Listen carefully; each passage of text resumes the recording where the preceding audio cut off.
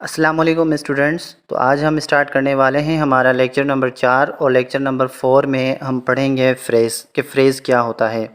तो फ्रेज़ से पहले हमने एक टॉपिक कवर किया था जिसका नाम था सेंटेंस स्ट्रक्चर। ठीक है, सेंटेंस स्ट्रक्चर मैंने पहले इसीलिए आपको पढ़ाया था ताकि आपको फ्रेज़ अच्छे तरीके से समझ में आ जाए।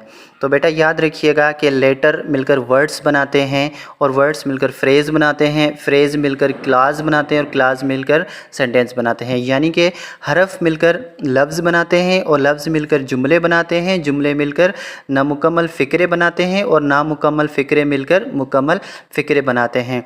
तो आज का हमारा जो टॉपिक है वो है फ्रेज़ यानी कि जुमला। तो फ्रेज़ को देखने से पहले हम हमारी प्रीवियस क्लास यानी कि लेक्चर नंबर 3 को थोड़ा सा देखेंगे ताकि हमें फ्रेज़ समझ में आ जाए। जी स्टूडेंट्स, तो ये रहा हमारा प्रीवियस लेक्चर और यहाँ पे ये टॉपिक हमने पढ़ा था सेंटेंस स्ट्रक्चर। ठीक है, सेंटेंस स्ट्रक्चर में हमारे पास 3 चीज़ें इंपॉर्टेंट थी जो मैंने पढ़ाई थी, ये सब्जेक्ट, वर्ब, ऑब्जेक्ट। ठीक है, सब्जेक्ट क्या होता है, वर्ब क्या होता है, ऑब्जेक्ट क्या होता है।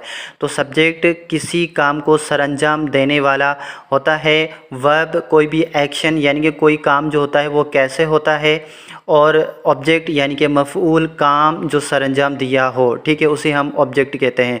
तो सब्जेक्ट की जगह पर क्या क्या यूज़ हो सकता है, जानवर, कोई जानवर का नाम या फिर जानवर यूज़ हो सकता है, कोई इंसान, बेजान चीज़, या फिर कोई ये सिंगुलर और प्लूरल भी हो सकते हैं। ठीक है, ऑब्जेक्ट की जगह पर हम क्या यूज़ कर सकते हैं, कोई पर्सन यूज़ कर सकते हैं, कोई प्लेस यूज़ कर सकते हैं, कोई चीज़ भी यूज़ कर सकते हैं। ठीक है, तो यहाँ पे ये सेंटेंस मैंने कल बनाए थे और कुछ सेंटेंस मैंने ब्लैंक छोड़े थे ताकि आप खुद सॉल्व कर सकें। कुछ स्टूडेंट्स ने सॉल्व करके भेजे और मैं उन स्टूडेंट्स को अप्रिशिएट करता हूँ, और जिनसे नहीं बन सके तो मैंने यहाँ पे बना दिए हैं, तो आप यहाँ से देखकर बना सकते हैं। ठीक है, तो यहाँ पर एक चीज़ बतानी थी मुझे आपको कि ये जो मैंने यहाँ पे लिखे हैं I, we, you, he, she, it, they, ठीक है, तो इनको हम प्रोनाउन कहते हैं। और ये प्रोनाउन यूजुअली आम तौर पर जो है ना वो सब्जेक्ट की जगह पर इस्तेमाल होते हैं। ठीक है, तो प्रोनाउन की हमने अभी डिटेल नहीं पढ़ी है, प्रोनाउन टॉपिक आगे आएगा तो वहाँ पे हम इनको डिटेल में पढ़ेंगे कि ये कौन से प्रोनाउन है और ये क्या क्या काम करते हैं, किस चीज़ के लिए इस्तेमाल होते हैं। तो ये पूरे सवालात आपके आगे जाकर क्लियर होंगे। ठीक है,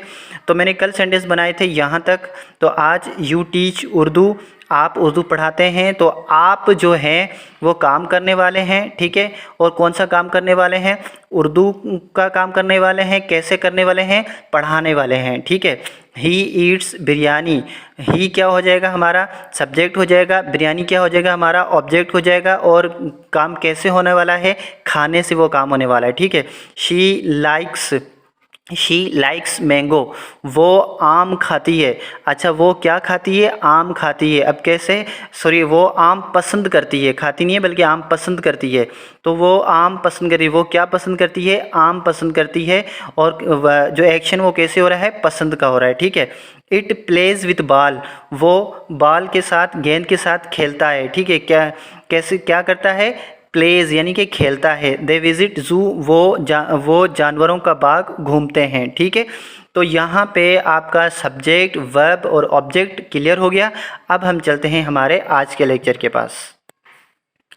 जी स्टूडेंट्स, तो आज का हमारा लेक्चर नंबर 4 जिसको हम स्टार्ट करने वाले हैं, और लेक्चर नंबर 4 हमारा इंग्लिश ग्रामर हाउस का जो हमारा कोर्स है उसका लेक्चर नंबर 4 जो है वो उसमें हम फ्रेज़ पढ़ेंगे। फ्रेज़ का मतलब होता है जुमला। ठीक है, जुमला किसे कहते हैं, the combination or group of 2 or more than 2 words without a subject and predicate which gives a small meaning is called phrase. अब फ्रेज़ किसे कहते हैं, ठीक है, दो या दो से ज़्यादा अल्फाज का मजमुआ जो मिलकर एक छोटा सा मानीदे जुमला कहलाता है।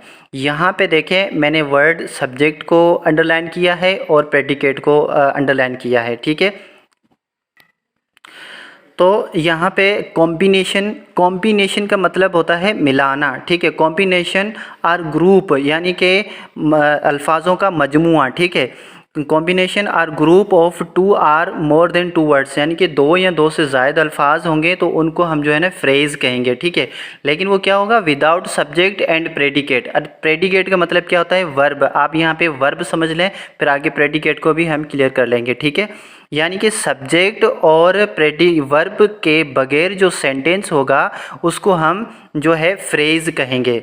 या फिर आप ऐसे कह लें कि सब्जेक्ट और वर्ब जो होगा वो साथ में यूज़ नहीं किए जाएंगे, ठीक है। यानी कि कोई भी ऐसा सेंटेंस जिसमें सब्जेक्ट और वर्ब दोनों गायब हों, या फिर सिर्फ जो है ना सब्जेक्ट हो और वर्ब मौजूद ना हो, ठीक है, तो उसको हम फ्रेज़ कहते हैं। अगर सब्जेक्ट और वर्ब दोनों साथ में यूज़ हो गए तो उसको हम जो है फ़िक्रा कहेंगे, सेंटेंस कहेंगे, जो कि हम प्रीवियस लेक्चर में हम पढ़ के आए हैं, ठीक है। तो सब्जेक्ट और वर्ब साथ में यूज़ नहीं होते हैं फ्रेज़ में, ये हमेशा याद रखिएगा, ठीक है। तो आगे इसके ये मिसालें पढ़ते हैं। मसलन इंटेलिजेंट, यहाँ पे मैंने एक अल्फाज लिखा है इंटेलिजेंट। 11 हरूफ पर मुश्तमल एक लफ्ज़ जिसे हम फ्रेज़ नहीं कह सकते, क्योंकि फ्रेज़ कम अज़ कम 2 अल्फाज के ग्रुप पर मुश्तमल होता है, ठीक है। अब यहाँ पे मैंने ये वर्ड लिखा है ये मैं वर्ड लिखा है इंटेलिजेंट। अब इंटेलिजेंट ये एक सिंगल वर्ड है, तो इसको हम जो है फ्रेज़ नहीं कह सकते, क्योंकि फ्रेज़ बनाने के लिए हमारे पास कितने अल्फाज होने चाहिए? 2 या फिर 2 से ज़्यादा अल्फाज होने चाहिए, ठीक है। 2 या फिर 2 से ज़्यादा अल्फाज होंगे तो फिर हम उनको फ्रेज़ कहेंगे। और याद रखिएगा सब्जेक्ट और वर्ब साथ में यूज़ नहीं होने चाहिए, ठीक है।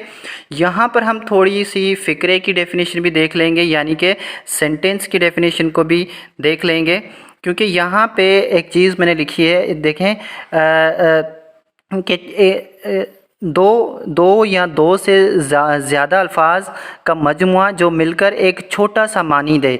यहाँ पे देखें मैंने छोटा सा मानी दे, इसको मैंने अंडरलाइन किया है, यानी एक छोटी सी मीनिंग दे, तो उसको हम फ्रेज़ कहते हैं। मुकम्मल मीनिंग नहीं देगा, ठीक है।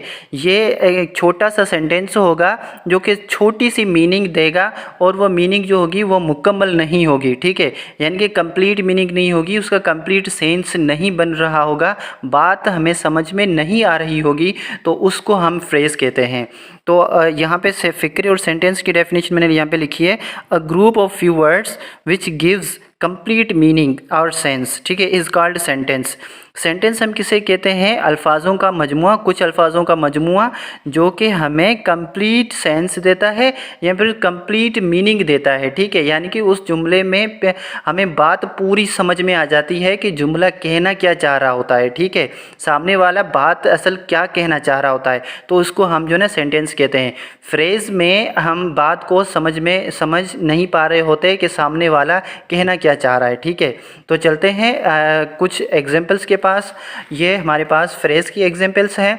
तो यहाँ पे आप देखें इंटेलिजेंट बॉय यानी कि ज़हीन लड़का। अब यहाँ पे बॉय जो है वो यहाँ पे एज अ ऑब्जेक्ट इस्तेमाल किया हुआ है, ठीक है। इंटेलिजेंट बॉय, ज़हीन लड़का। अब ज़हीन लड़का तो है, लेकिन किस चीज़ में वो ज़हीन है, कि कौन सी वैरायटी में ये ज़हीन लड़का है, ठीक है।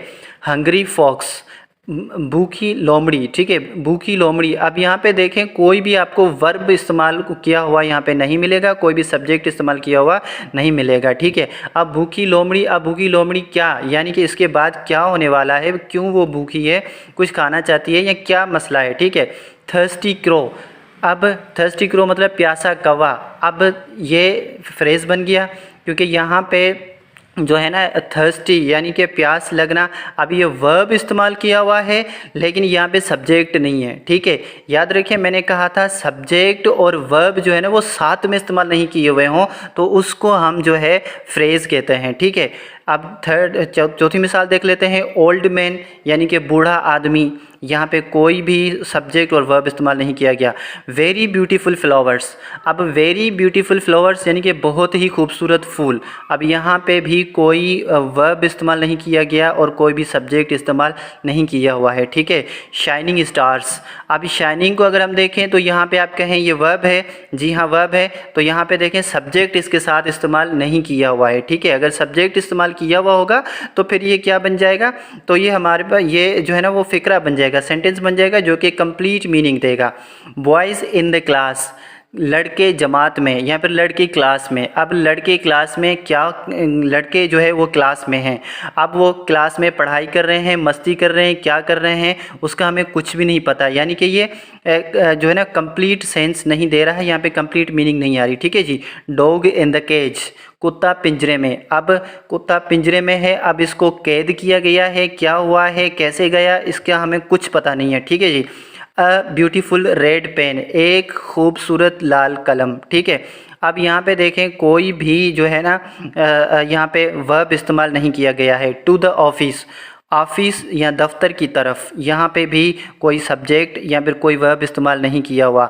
इन द क्लासरूम, क्लासरूम में या फिर जमात में। ठीक है, अब क्लासरूम में या फिर जमात में क्या कौन सा एक्शन हो रहा है इसका हमें कोई पता नहीं है। ठीक है जी, रन फास्ट यानी कि तेज़ भागना या फिर तेज़। तो यहाँ पे देखें रन, यस ये जो है ना वर्ब है, लेकिन इसके साथ कोई सब्जेक्ट नहीं यूज़ किया गया।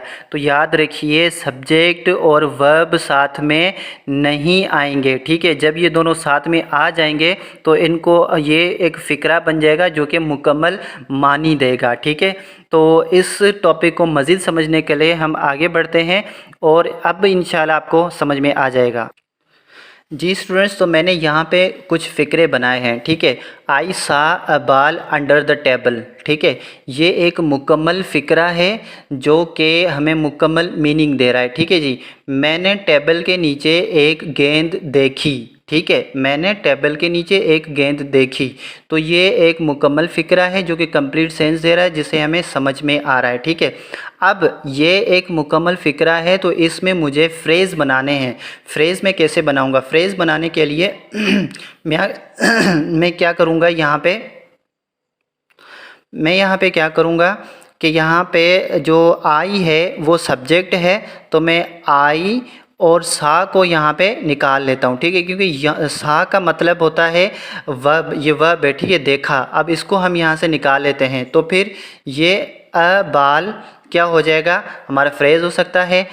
अंडर द टेबल क्या हो सकता है, हमारा फ्रेज़ हो सकता है। और अ बाल अंडर द टेबल ये पूरा एक फ्रेज़ हो सकता है। ठीक है, मैंने यहाँ पे देखें सब्जेक्ट और वर्ब को निकाल दिया तो ये हमारा फ्रेज़ बन गया। अब यहाँ पे I have a book in my bag, मेरे बैग में एक किताब है। ठीक है, अब इस सेंटेंस में अगर मैं फ्रेज़ ढूंढना चाहूँ, फ्रेज़ बनाना चाहूँ तो मैं कैसे बनाऊँगा? तो यहाँ पे मैं सब्जेक्ट यानी कि आई को निकाल लूँगा और यहाँ पे मैं हैव को निकाल लूँगा। ठीक है, हैव जो है वो हेल्पिंग वर्ब है तो इसको भी हम यहाँ पे निकाल लें।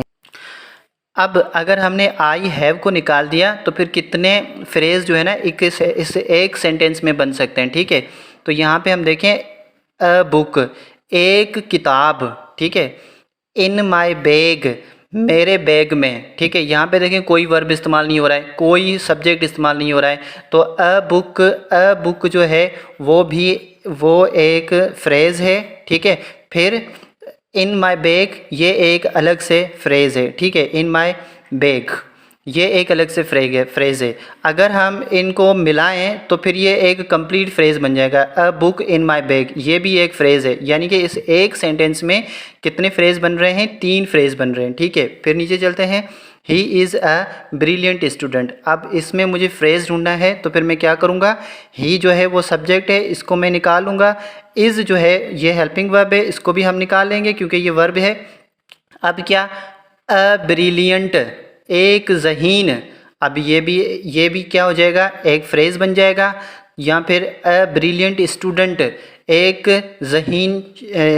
ज़हीन तालिब इल्म, तो ये भी एक फ्रेज़ बन जाएगा। ठीक है, कितने फ्रेज़ बन रहे हैं यहाँ पे?